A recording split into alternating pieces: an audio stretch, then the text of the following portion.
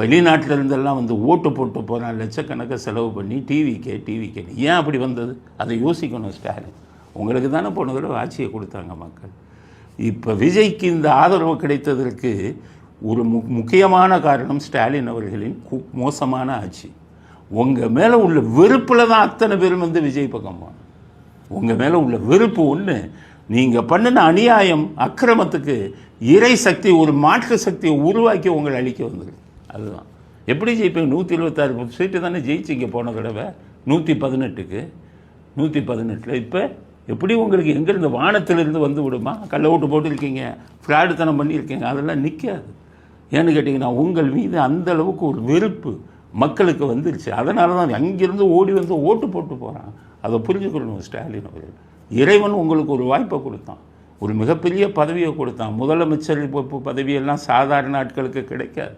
அது வரும்போது பணிவு வரணும், பயம் வரணும், பொறுப்பு வரணும், மனசாட்சி இருக்கணும். எதுவுமே இல்லாமல் இருந்தீங்களே நீங்கள். லஞ்சம் வாங்குகிற மந்திரியை பூரா திருப்பி மந்திரி ஆக்குனீங்க. மந்திரிகள் கொள்ளையடிக்கிறான்னா அதில் பங்கு வாங்கினீங்க. 1000 கோடி பண்ணியிருக்காரு இவர் நேருன்னா அவர் மேலே எஃப்ஐஆர் போடாதுங்கிறீங்க. அதிகாரிகளையும் உங்களுக்கு இதாக்கிக்கிறீங்க. இப்படி இருந்தால் இதுக்கு பார்த்தோம், நம்ம இயற்கை வளம் தமிழ்நாட்டில் அத்தனையும் அழிச்சிட்டீங்க. உங்கள் மந்திரி செந்தில் பாலாஜி அதிலே இது ஜெயிச்சுக்கிட்டு இருக்கீங்க நீங்கள். அவர் என்ன சொல்கிறார்? 10 மணிக்கு லீடிங் போகும்போது சொல்கிறார், எல்லாரும் வண்டிகளோட மண்ணல்லங்கிறார். நாட்டினுடைய இயற்கை வளத்தை பற்றி மந்திரியாக இருக்கிறவங்க கவலைப்படுறீங்களா?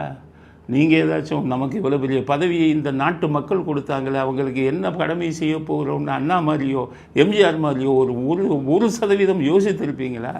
எப்படி அந்த சக்தி உங்களுக்கு இந்த பதவியை திரும்பி கொடுக்காத. அந்த சக்தி உருவாக்குனது தான் விஜய். அவர் வேறு மதத்தை சேர்ந்தவர், நான்லாம் வேறு மதத்தை சேர்ந்தவன் தான். அவரை மத ரீதியாக பார்க்கவில்லை, மனிதனாக பார்க்கிறேன். உங்களுடைய அட்டூழியம் அக்கிரமம் அத்தனைக்கும் விடிவு காலம் பிறப்பதற்காகத்தான் இந்த அலை வீசி இருக்கிறது. இந்த அலையிலே நீங்கள் எல்லாம் காணாமல் போவீர்கள் அப்படிங்கிறது தான் நம்ம தமிழ்நாட்டு மக்கள் எல்லாருக்குமே சொல்கிறேன். இனி வந்து ஒரு புரட்சி தான் அந்த தமிழ்நாட்டில். இவ்வளோ பெரிய புரட்சி வந்து தமிழ்நாட்டில் மௌன புரட்சி உருவாகிருக்கு அப்படிங்கிறது. அந்த புரட்சி நிச்சயம் தொடரும்.